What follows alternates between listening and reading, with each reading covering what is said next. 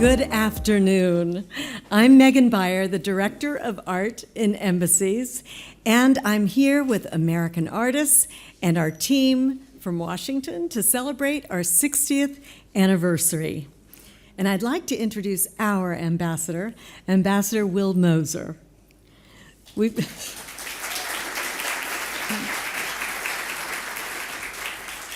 President John F. Kennedy founded the office in 1963. That year, the young Cold War president stood at the Berlin Wall and challenged democracy's doubters to come to Berlin. And artists from all over the world came, answering that call, transforming that shameful wall with humanity's powerful yearning for freedom. And ultimately, freedom prevailed. But today, democracy faces another moment of reckoning. Our president, Joseph Biden, calls on the world to strengthen, to defend, to fight for democracy. And now, the Office of Art in Embassies answers that call with a Global Democracy Initiative. We had a traveling exhibition, A More Perfect Union, that just opened at the Acropolis Museum in Athens. The exhibition and Embassy Summit sparked a week of conversations about democracy. It was actually presidential election week in Athens, talking about democracy's ideals and challenges. And that's what we're doing all year long, putting art, diplomacy for democracy at U.S. embassies all over the world, in every hemisphere, in every country, but there will never be one as compelling as the one you are here for today in Lisbon. Here, Ambassador Randy Levine features an extraordinary Art in Embassies exhibition that's on the democratic values of diversity and inclusion, with works from some of the leading artists in America. This week and today, you will meet them, along with leading Portuguese artists, for events and dialogues on the aspirations and the challenges of democracy. So we say, come to Lisbon.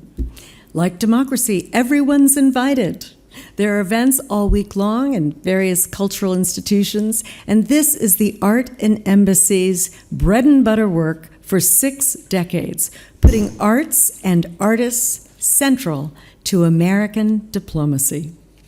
If you want to understand a country's concerns, ideals, or very spirit, look at the art. American art is the melting pot, an amalgam of all cultures. Its power is drawn from diverse influences of our immigrant tradition. It is the soul of America. It expresses freedom because artists survive on freedom. Art can make you feel what an ambassador can only try to make you understand. In January, we announced our Democracy Collection initiative in Washington at the Kennedy Center with Ukrainian Ambassador Oksana Markarova. She spoke of the importance of artists in their fight for freedom. She actually called the artists that have spread out across the world their cultural soldiers.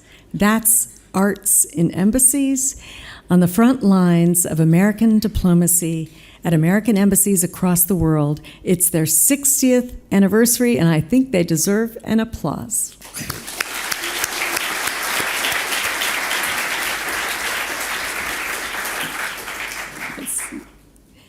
And now it is my pleasure to introduce the rector of the Universidade Católica Portuguesa, Isabel Gil, Ambassador Randy Charno Levine, and the First Lady of the United States, Dr. Jill Biden.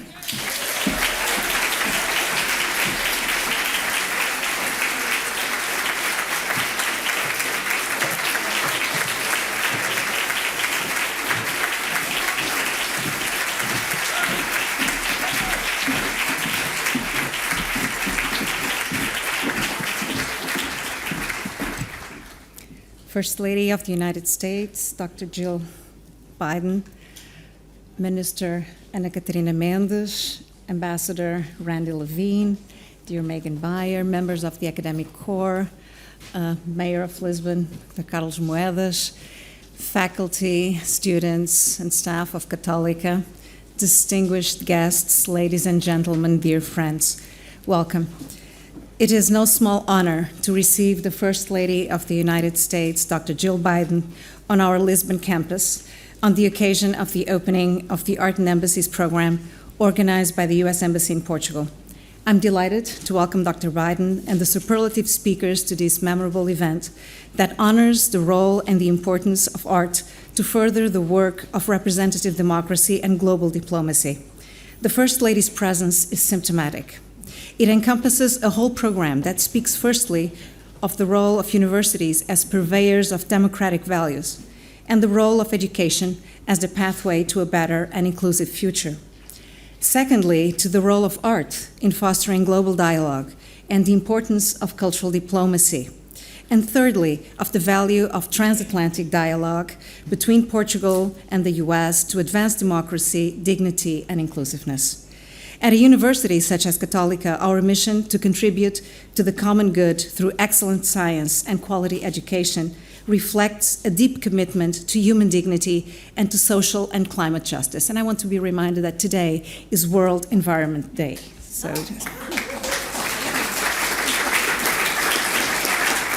Our motto is the value of values, because we believe that the mission of the university is to provide the intellectual tools to empower individuals to defend the basic freedoms guaranteeing human dignity and to understand and support the rich coexistence of diverse cultures. This is the basis of a democratic interaction that is never accomplished because it rests on the potential of individuals to understand and make informed choices, to reason and to think, to choose and to dissent. In the time of fake news, universities are the gatekeepers of trust. Trust in evidence-based science, trust in institutions, trust in a better future for humanity and the planet, trust amongst individuals. Quality education, as Dr. Biden has repeatedly said, is quintessential to achieve these goals that are by no means a utopia. They shape our purpose. And art is at the heart of the university's mission of bringing wisdom to the world, not simply through the training of artists, curators, critics, and historians, but also by promoting an understanding of artistic languages across all programs, from the sciences to business, from the humanities to biotech and medicine. The language of art bridges the gaps of signification in ordinary discourse. It makes visible what mainstream debates obscure, repress, or condemn. It opens up a space of dialogue where it seems to have become impossible. The tensions between modernization, freedom, gender, equality, and religious orthodoxy in Iranian society, for instance, are beautifully encapsulated in New York-based Iranian-born photographer Shirin Neshat's work.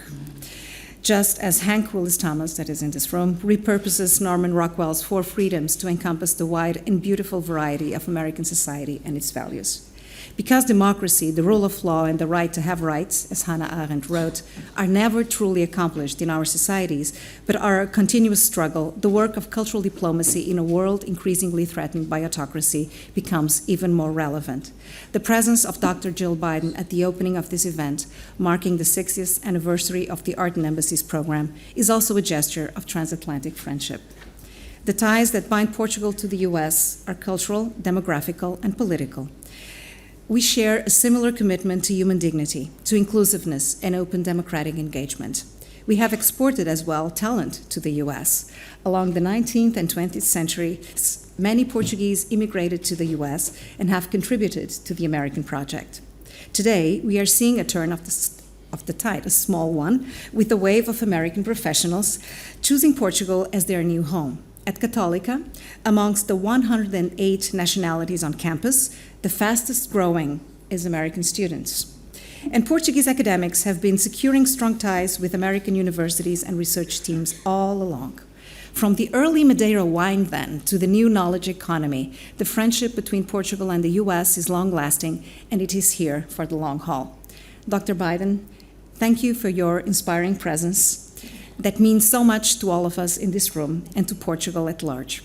We share your vision about the importance of widening access to education to fight for social equity that is always also cultural equity. Allow me to thank the U.S. Ambassador to Portugal, Randy Charnel-Levine, without whom none of this would have been possible. She's a recognized champion of our transatlantic alliance, and I'm personally and institutionally very grateful for her for showcasing in Portugal the State Department's Democracy collection of contemporary art, and for her leadership in promoting art and culture as crucial tools of political engagement and diplomacy. Thank you very much.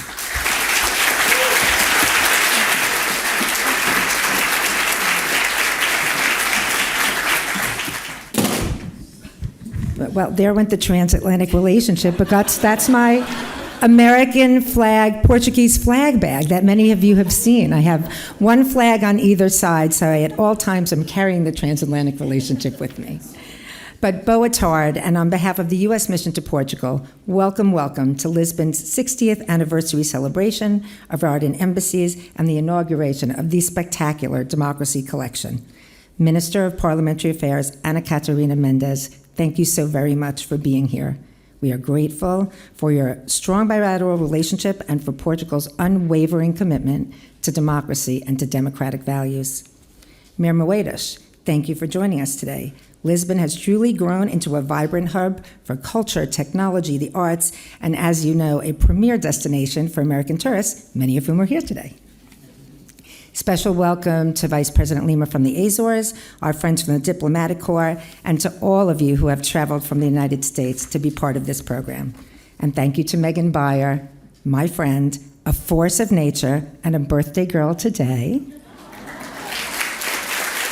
for your incredible work on the Democracy collection. We are so lucky to be working alongside you to showcase the best of American values, culture, and activism by sharing these impactful works of art all over the world. And Isabel, I couldn't think of any place better than Católica to display this connection. Your leadership and the university's work sets the gold standard here in Portugal, and thank you for your gracious hospitality. We have made you crazy for the last week. To my amazing embassy team, it truly takes a village to make a program like this happen. Thank you for being my village, for supporting and executing our vision. It is your hard work that grows ideas into the meaningful programs that strengthen the U.S.-Portugal bilateral relationship. And to our audience, we hope today is just the first day of your participation in this incredible program. Enjoy the panels with amazing American and Portuguese artists discussing our shared challenges and values, and of course, the important role that art and artists play in democracy. So, why art and why now? A famous U.S. newspaper reminds us that democracy dies in darkness. In this context, I think that art is the great illuminator. It's a conduit for a wide range of people from diverse communities to communicate on a different level. It educates, it promotes activism, equity, and a level of thoughtfulness that is so important and necessary in today's discourse. To me, and everybody has heard me say this, ad infinitum, democracy is representation. We are strongest when all are represented and all voices are heard. And in a world where we are all working together so hard to defend democracy and democratic values, art can serve as a uniting force to create the people-to-people ties that remind us of our common humanity. Here in Portugal, my experience with the arts has brought me closer to the diverse communities that make up the rich fabric of Portuguese culture. Thank you to the Portuguese public for embracing these programs and allowing them to stimulate, sometimes difficult, but always enriching conversations about the challenges that truly face both our countries. And of course, who better to help us welcome this program than our incredible First Lady, Dr. Jill Biden. Dr. B treasures education, a cornerstone of democracy, and in fact, I have actually seen her find the time to grade her students' papers amongst the myriad of duties that she has. I have seen that with my own eyes. I think it's extraordinary. She's a person, it's probably a good break too, right? She is a person who values people-to-people connections and always treats others with the utmost respect and dignity, whether military service members and their families, veterans, cancer survivors, or of course, students and youngsters. Dr. Biden projects a level of warmth and humanity that makes us always proud to have her representing our country. And her support for the arts and the role that they play in democracy speaks for itself by her presence here today. So please join me in a warm welcome for our First Lady, Dr. Jill Biden.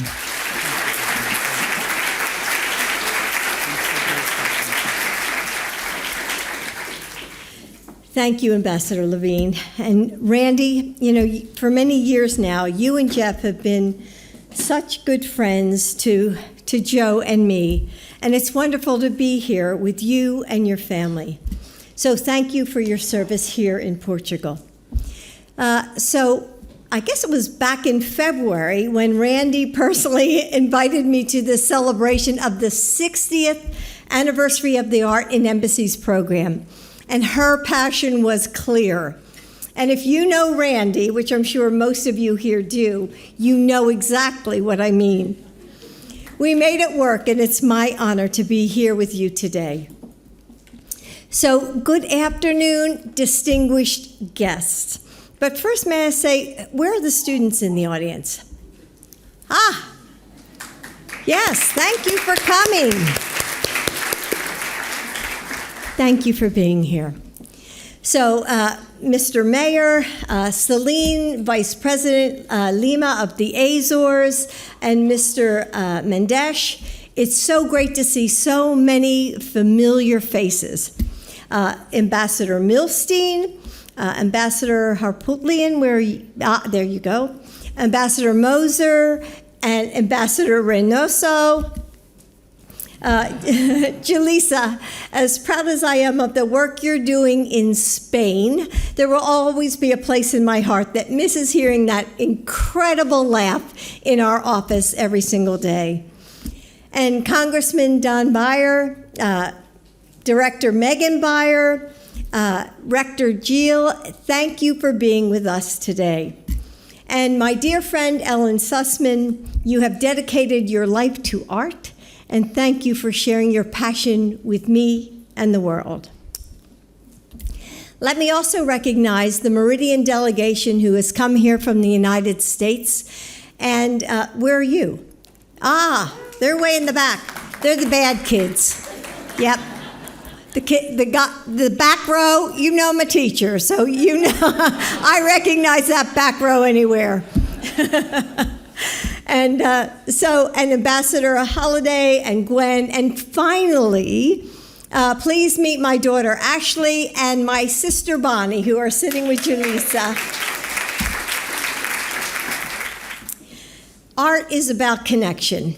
In a world that asks us to sprint from moment to moment, from meeting to meeting, art stops us in our tracks. It feeds our spirits when we're hungry for something more. It shows the contours of our sorrows and joys so that we know that we're not alone. It brings us back to the beauty in every moment. Art is the evidence and expression of our humanity.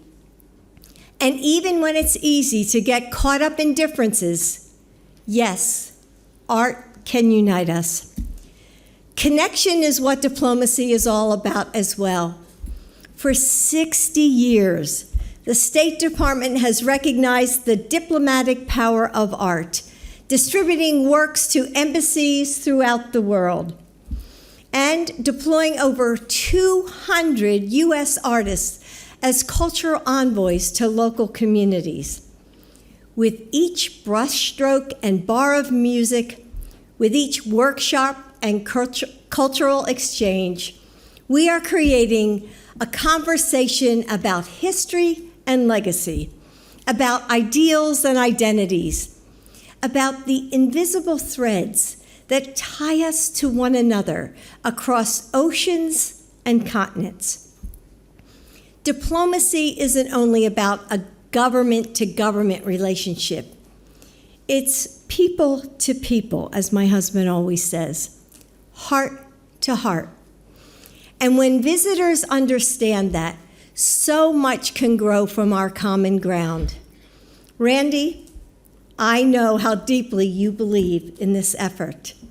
Your dedication and passion to promoting arts worldwide is unparalleled.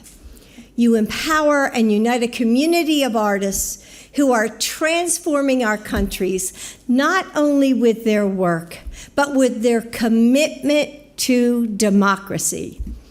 And the collection that you've created is a celebration of the complex and rich beauty of America. Even as exhibitions end, the connections you've made, the new ideas you've shared will live on. We're joined today by members of the Foreign Service, dignitaries, and some of the United States' most prominent artists. So would you please stand, if you're able, to be recognized?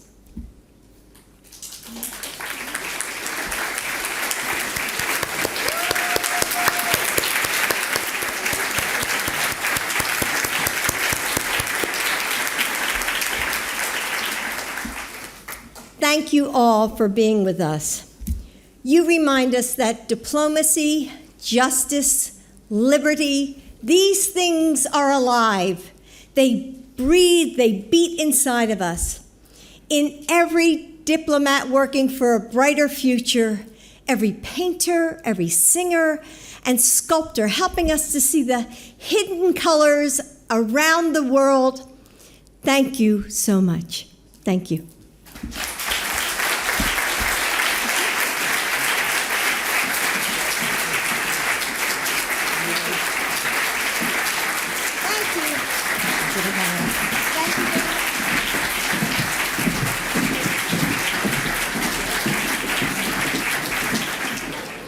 Please welcome our panelists of art and advocacy, actually advocacy through the arts, which is what every artist engaged in this panel is doing, some kind of advocacy. Our moderator will be journalist and former director of the Office of Art and Embassies, my colleague and friend, Ellen Susman. Ellen? Our American artists, the Michelle Obama portrait artist, you may recall, Amy Sherald is with us today. And Four Freedoms artists, Hank Willis Thomas and Sanford Biggers. From Portugal, please welcome the incredible Vasco Arruaja. Terrible. And political scientist, Professor Mónica Diaz. Enjoy. We're just going to check and make sure all these mics work. 1, 2. Testing. Okay. We're going to wait for the press to leave the room and then we will go. You guys are leaving and the most interesting thing is going to happen. I just don't understand it.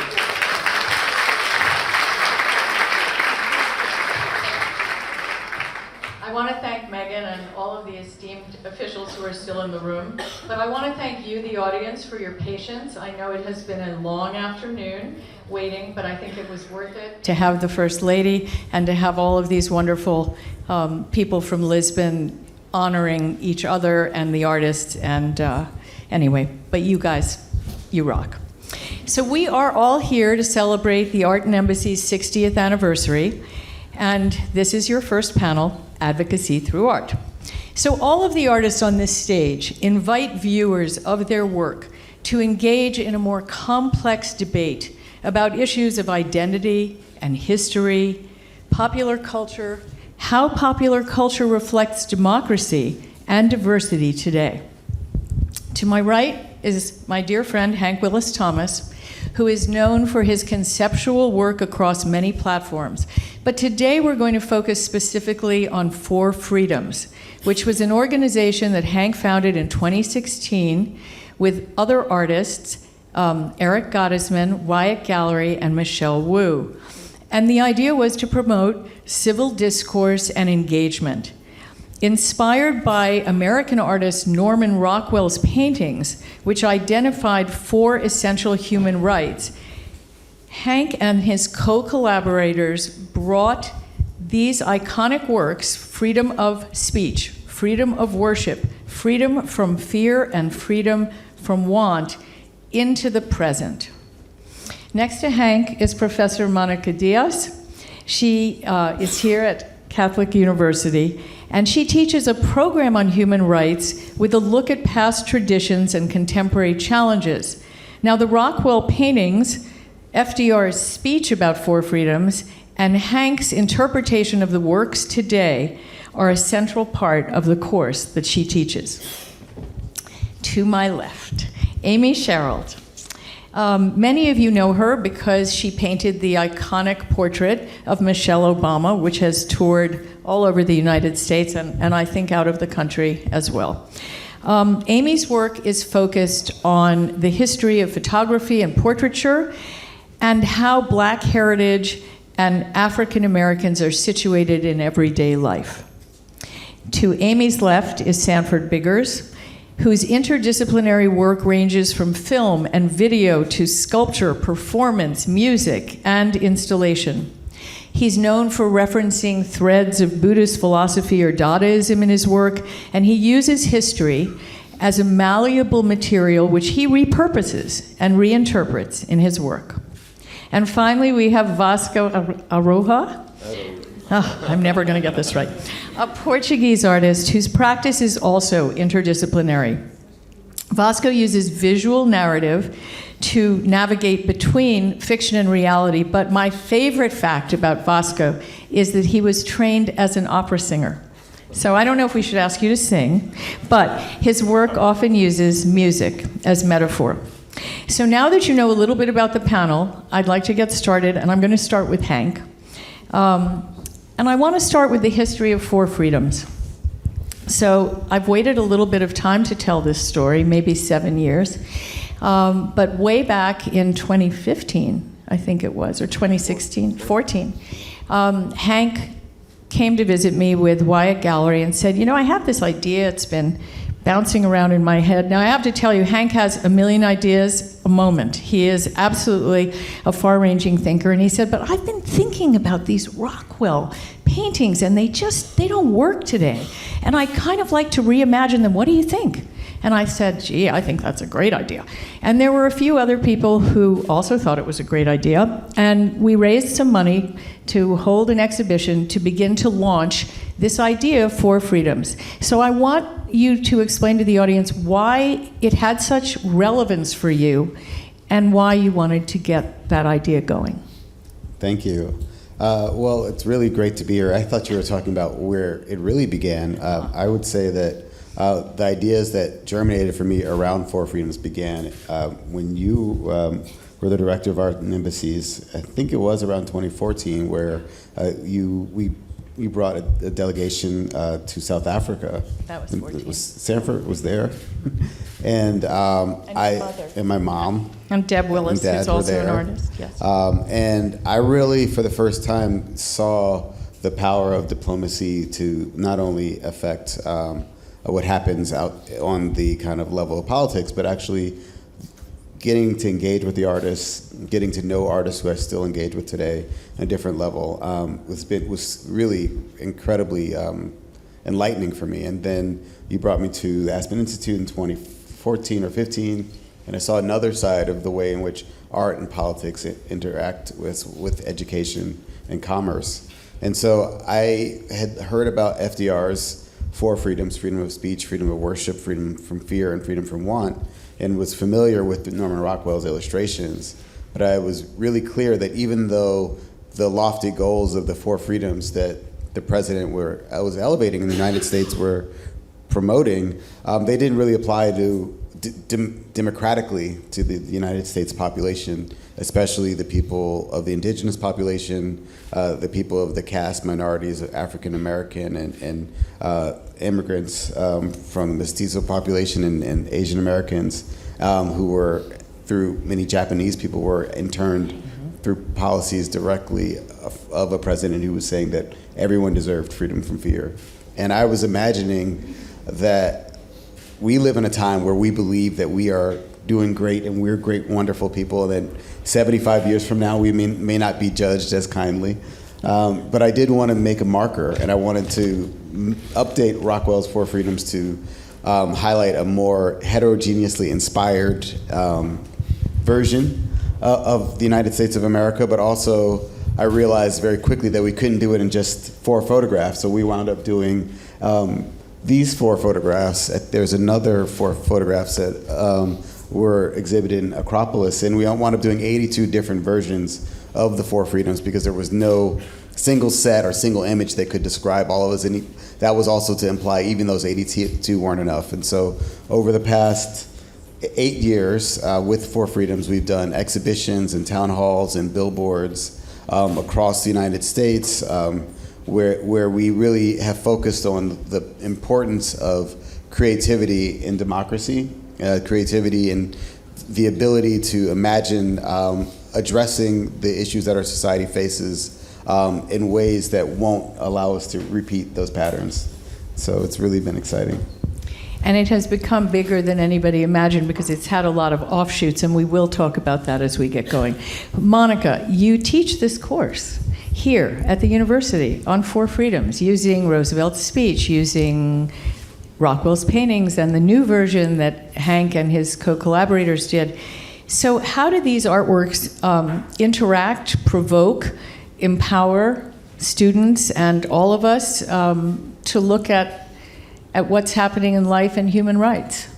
So thank you very much. Let me first say that it's an honor to be here in this panel with such great artists, and especially Hank, who we study and we debate the pictures, and now he is in fact sitting here, and we can see in our beautiful gallery here at the Catholic University the pictures, the original remixed pictures that are originals and have become originals again.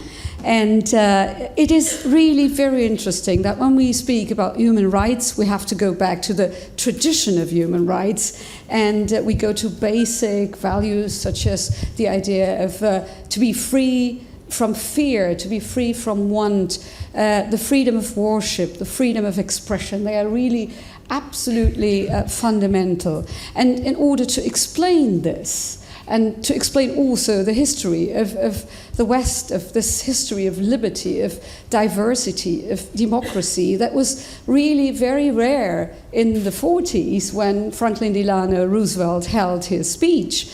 And then when Rockwell, 2 years later, painted this painting. So the United States was at war at that time, fighting against autocratic regimes. And so when we talk about this, the importance of human rights, it's sometimes difficult to explain to students who have these rights and to feel these rights as the air we breathe every day. So I bring the pictures that are so full of meaning and so appealing by Norman Rockwell, but still they are from another time. They are universal, that is right, but they speak very much to this time of the 40s. And so I thought, no, I have to make the discussion in another way. I want to really try to make this more controversial, to see how important today human rights are as well, and how they are not accomplished in fact. And so I brought Hank's pictures. And in fact, the students, once they see Norman Rockwell's pictures, they understand. But it's quite smooth. And then I bring these pictures by Hank, and suddenly we have a mess in the classroom because they discuss, they react, they debate. Some say that it's not nice to Norman Rockwell to just change the pictures. And we talk about what is original when we speak about human rights. And then they disagree with many of the representations that are on his paintings. And so we have a discussion. And I think this is what art does. This is what democracy does. People must talk together. They must exchange ideas. They must see how lively democracy must be, how diversity, how different opinions are fundamental, how we have to come together in a common place to debate this. And so these pictures are very, very interesting to show how democracy must be conquered every day, discussed every day, and adjusted to new challenges that we have today. And not taken for granted. So, Amy, I want to move away from the Michelle portrait and talk about a painting of yours that I find very meaningful and that also seems to really fit what we're talking about here.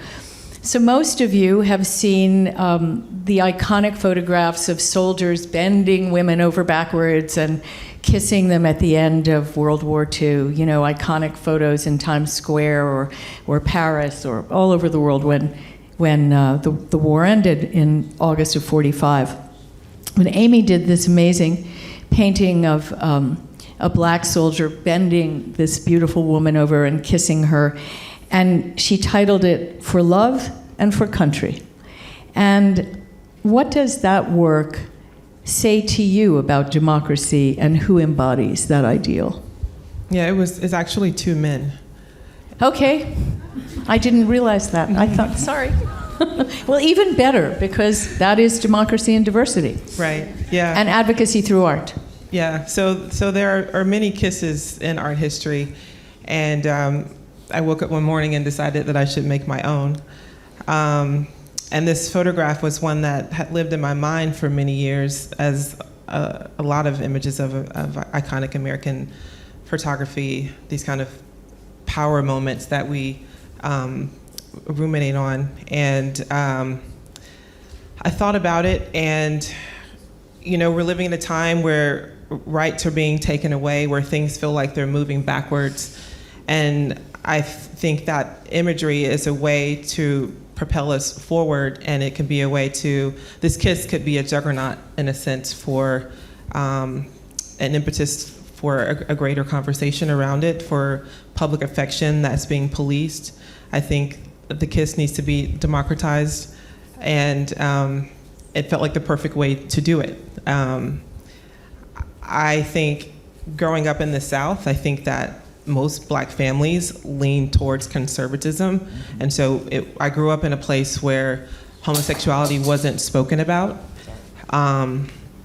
Or I would like to say that I grew up in a place where there were no Jewish people, because if they were Jewish, they didn't tell anybody. Or there was no gay people because they couldn't tell anybody. And so it wasn't until I moved to Atlanta, Georgia in my 20s that I was able to expand my community and start to understand different people's experiences. And I see my painting as a way to advocate politically in these moments, because it will live within a museum institution. And at some point, I hope that it could assist in making other people's voices feel heard and helping other people feel seen in these spaces. That's a wonderful answer. Sanford, for a long time, you've worked with quilts, because quilts tell a story as old as time. I would love you to describe to our audience some of the quilts and explain this long-debated historical narrative that winds around them, the idea that they signaled safe spaces among the Underground Railroad, the idea that we have this colonial past that we are all still trying to come to terms with today. Yes, so you're referencing a series of work, and I do many series of works, but one specifically is called the Codex series. And this was inspired by an installation I was invited to do in Philadelphia in around 2007 or 2008. And several artists, international artists, were asked to come to Philadelphia to do interventions in previously historic sites. Most of those sites had been in disrepair and forgotten by most of the residents of Philadelphia, so we were invited to do projects there to bring them back into the common dialogue, basically. And I started to do a project based off of stained glass, and I was going to various Masonic temples and looking at the work there. But at the same time, there just happened to be 2 or 3 exhibitions of quilts happening in the city. And every time I ran into more and more quilts, they became more interesting to me than the stained glass, for many reasons. One of which, stained glass has always been associated with basically male-dominated aesthetics, architecture, things that are considered high, whereas quilts were considered domestic and somehow low.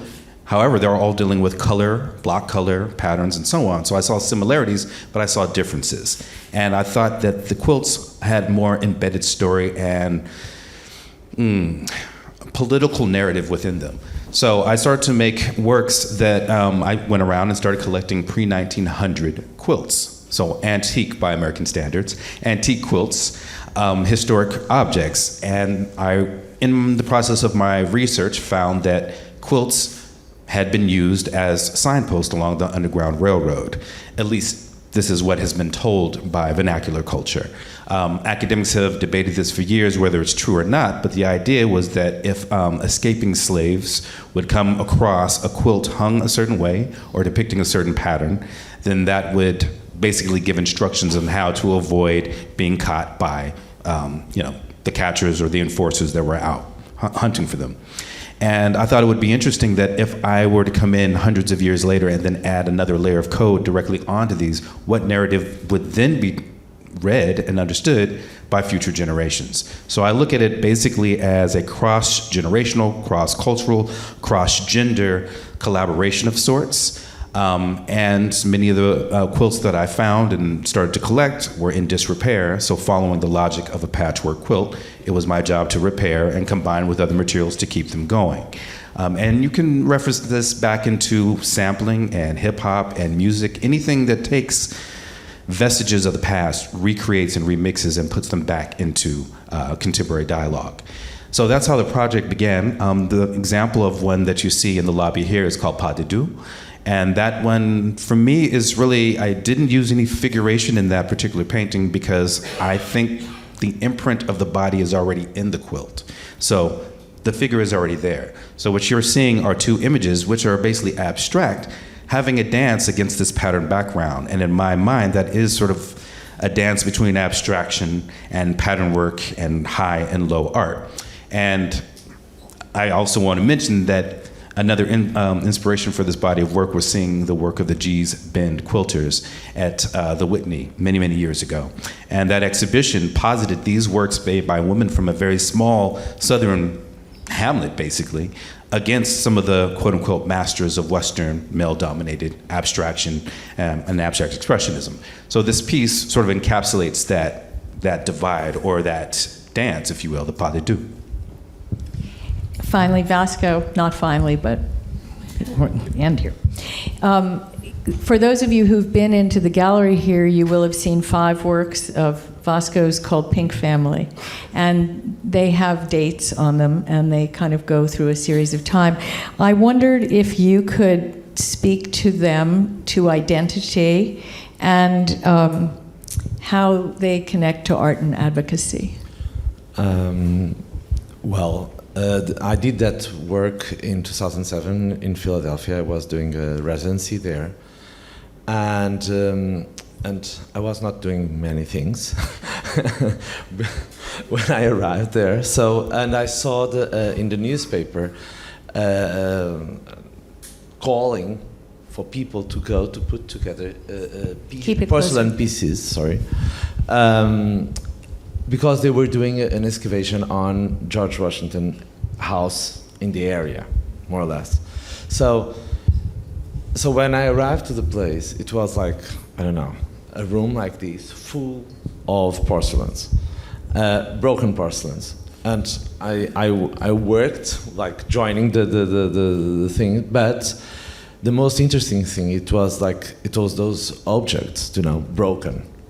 And so I asked them to photograph and then I made drawings on that. And in the Portuguese history, you have like colonial history. There is this trade relationship with China of porcelains, and so we called the families. So these names, pink family, green family, blue and white family, so this came from there.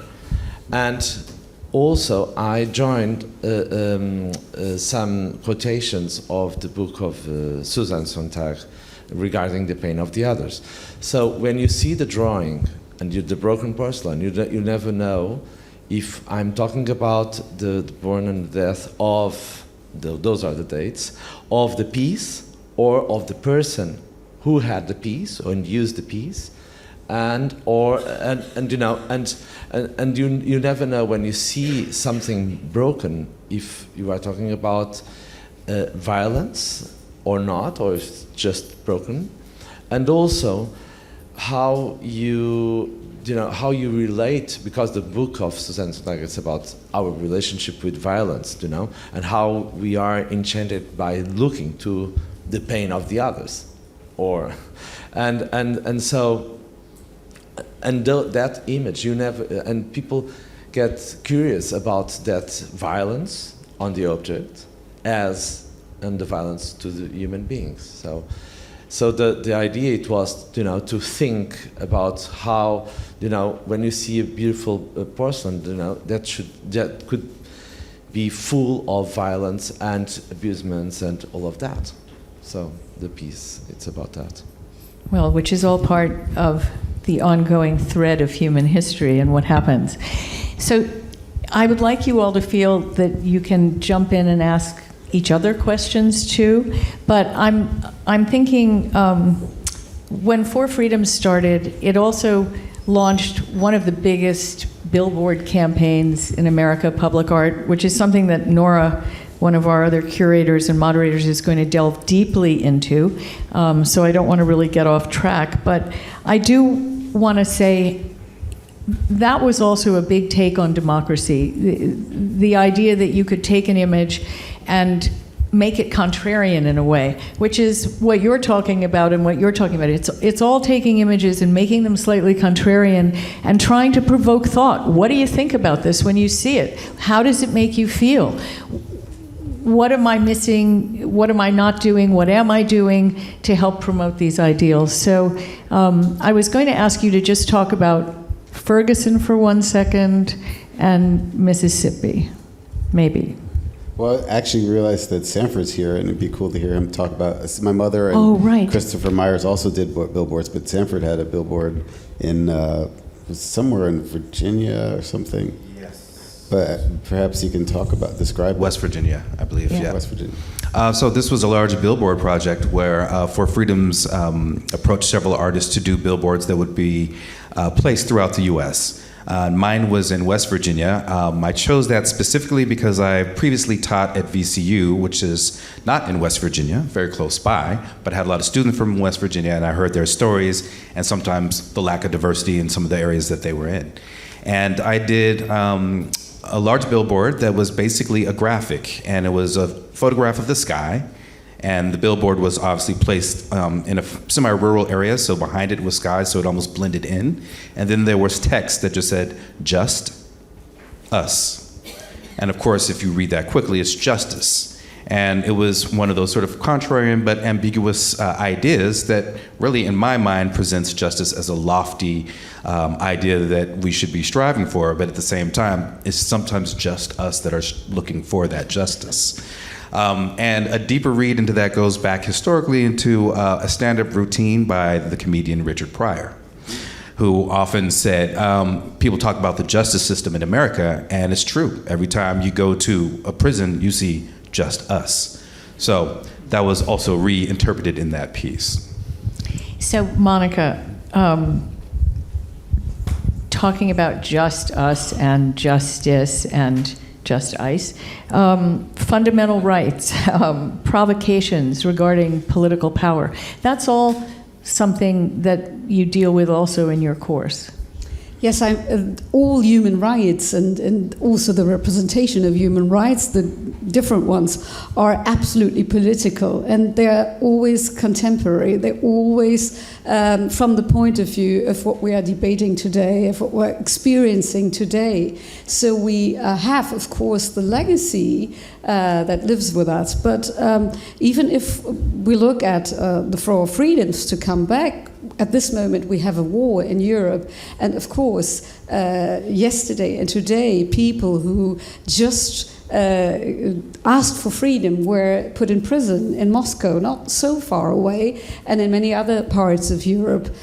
So this is not something very, very remote in the past or in other geographies. It's happening today, and authoritarian regimes have very appealing discourses discourses that are unifying and that are absolutely against diversity and that want to silence voices that are not, adjusted to one truth that might be said. So this is why I think this diversity in art is very important, because it makes us question on universal values or not today. It makes us debate on the very difficult dispute between cultural and identity self-determination, if you want to say, and universal principles. This is very, very difficult. It was difficult 100 years ago. It was difficult in the 40s, but it's very, very difficult today. And I think that Portugal is also a very good example, because our democracy is not that old. I mean, the U.S. Coming on 50 years. Is not that old as well. The United States democracy, I hope it will hold for many 100 years to go. This is something that we have to understand is very valuable. The right to have rights, as was said before, but also the right to discuss, the right to everyone to have its voice, but to still feel that this is based on a common ground that we must preserve. And so Portugal is a very young democracy. We did not have the freedoms that are mentioned here, and some of them you see in the pictures are quite new in Portugal as well. And I think we must keep this in mind to understand how precious freedom is and liberty, and how important our role as teachers, as artists, but also as people in civil society is to make them come true and to make them alive. So, Hank, when you first had this idea, are you shocked when you look back now and say, wow, we really did create a lot of civil discourse, we really did create a lot of engagement, and look, it's spread further than I ever thought by just working with everybody to do these photographs? What's been the biggest surprise about that? Well, actually, the biggest surprise is that my two parents, Deb and Hank, are sitting in the third row. The biggest surprise for me is that none of these ideas were new, that my parents imbued in me this belief that not only was I important, but my capacity for love of community is important, and what we can do together is epic. And so I continue to be astounded that the simplicity of imbuing love and care into a child can have a ripple effect for generations. And I was looking at you all, and I was remembering my favorite thing about church when I was a kid, which is when the pastor would ask us all to turn around and acknowledge our neighbor. Right. So I'm going to ask you all to take a moment to look around at someone who you don't know and say, hello, neighbor. So nice, Hank. It's so Hank. This is so Hank. Okay. Yeah. This is fantastic. Oh. Yeah. So, never thank you. Well, it's just so easy to forget how nice it is to acknowledge someone else and to be in turn acknowledged. And so all that I do throughout my practice is to cultivate community. And that currency is priceless. And so when I think about diplomacy, I think about the expanding of our freedom. So our organization is FOR Freedoms, because we realized that in order to be expansive, we needed to be prepared to embrace freedoms that we currently aren't even aware of. And so what I am hoping within my lifespan, which each of us are going to live through our work, through our communities, through our children, through our education, we're going to live forever.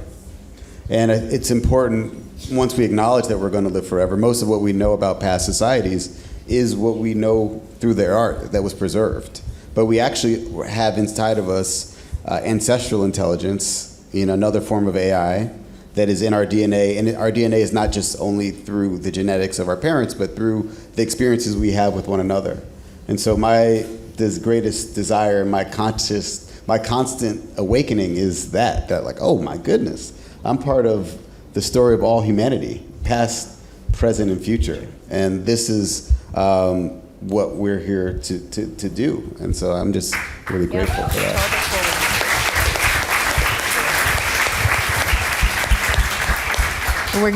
We're gonna talk it forward on this side too.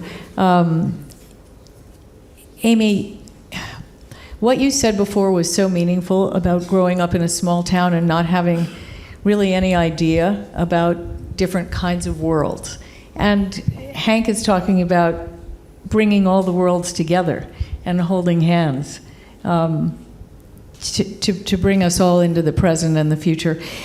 So when you start looking at the work that you're continuing to make, what is the thing that resonates in you that you most are trying to express and maybe have other people feel? I think from the beginning of me finding my artistic DNA, what was always on my mind was creating work that had some kind of universal appeal that really stepped up my ability to examine my own interior life, and therefore the interior life of like everyone else. I didn't want the work to be marginalized in a corner. I say I paint everyday American people, and I want these people to be seen as American first, and then we can have a conversation about race, but we don't have to always lead with that. I think that interaction for me, for the most part, a lot of my life has been about what was considered in public, what a public Black identity meant and what it looked like and how it was codified. And I think I was searching for something deeper and something to ground myself within, so that I could take off all of that, take off what I was taught to believe growing up in the South. I was taught to believe in Jesus. I was taught to act this way, a certain way in public. I was taught what it meant to be Black. I was taught what it meant to be a woman. I was told what my limitations were as a woman, whether verbally or subconsciously. And so stripping myself of all of that to really figure out who Amy was.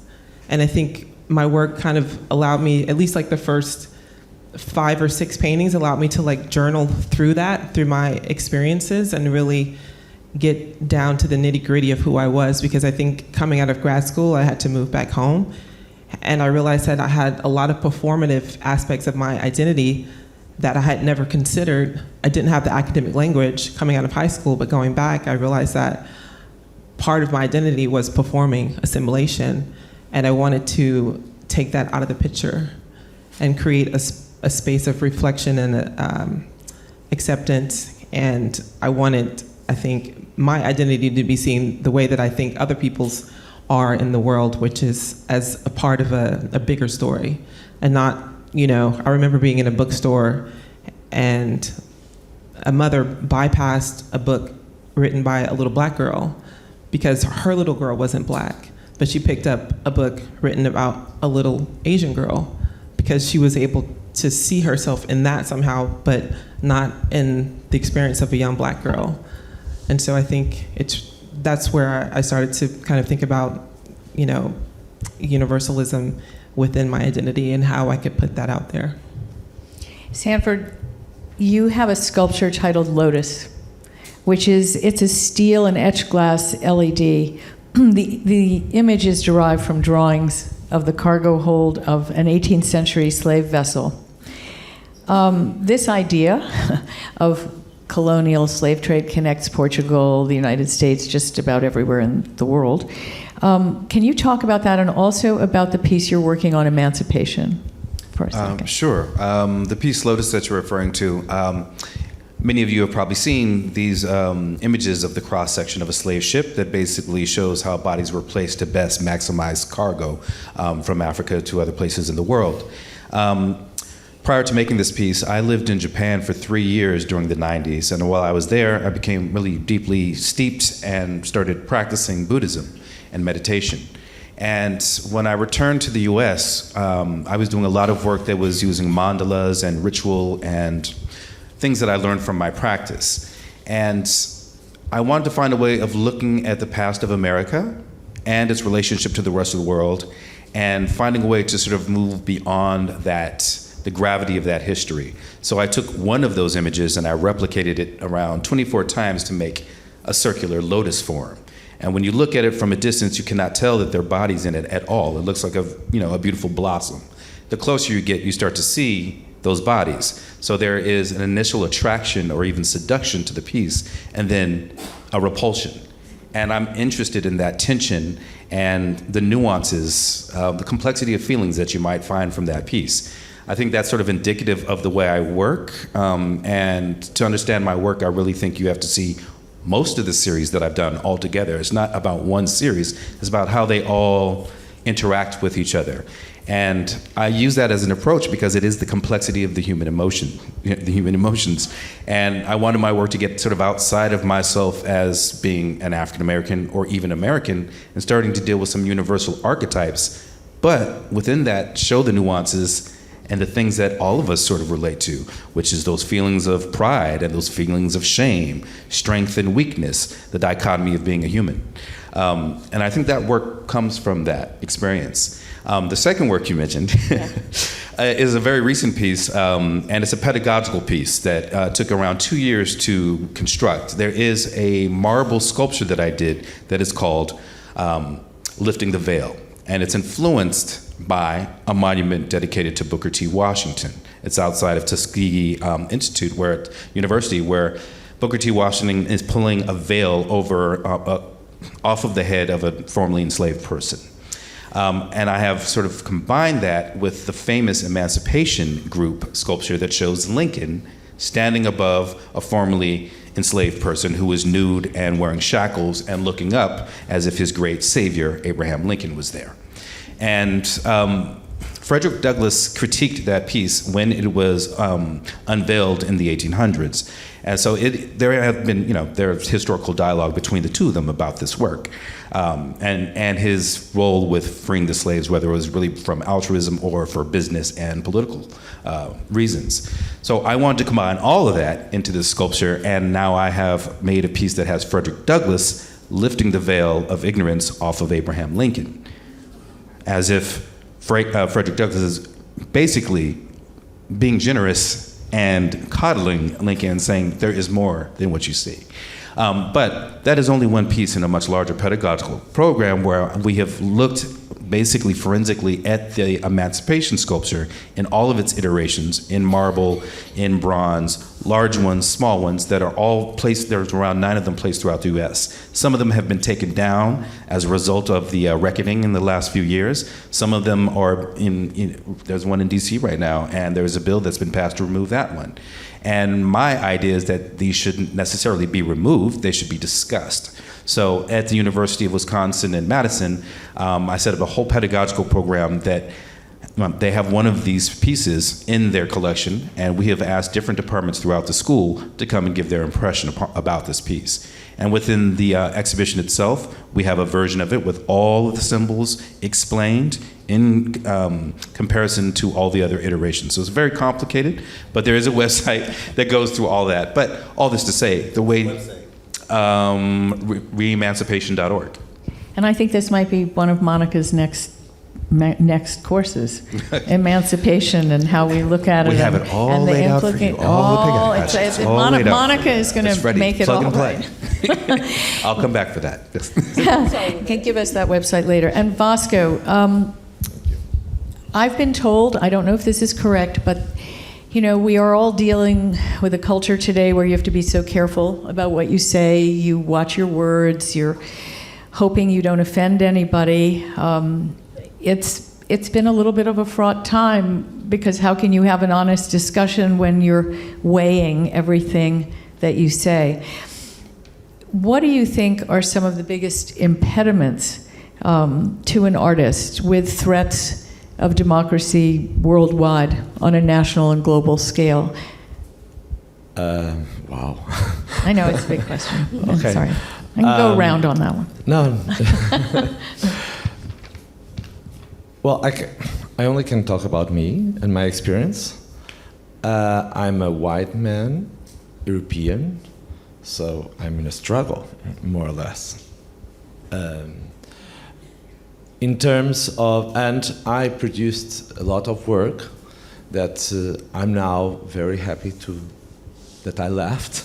Because, I did work on post-colonialism and slavery, all in the perspective of how, the Portuguese or the Europeans, they expanded or they used the force, to create an identity also. And of course, I am Portuguese and I heritage this story. And of course, I'm ashamed of that story also, but we cannot change. But we can talk. And of course, now it's very difficult to do this kind of work because, of course, the work has my work have a lot of violence that I never understood really that, well, I understood the violence, but I never understood that I was, offending people, because for me it was a critic. It was not to put again that. And so I said already enough, of course, because I think now we have all the voices to talk. So I'm not anymore. So in those terms, I think that we have to be careful because any artist, they don't have the right to offend nobody because art is to put questions, not to offend nobody. So that's. Well, I'm going to wrap this up because I know you've all been sitting a while. I actually don't know how long we've been speaking, but it feels good. We're very lucky that all of these artists are going to be with us. They're going to be doing other panels. You're going to have a chance to mingle and ask them questions yourself, find out websites, see where you go. But I would like to end this with a quote from the late and great artist and activist Harry Belafonte, who passed away a month ago. He said, "America has never been moved to perfect our desire for greater democracy without radical thinking and radical voices being at the helm of any such quest." So I want to remind you today that artists bring us radical thinking. They move us forward, and they give us advocacy through art. So thank you for being part of this today.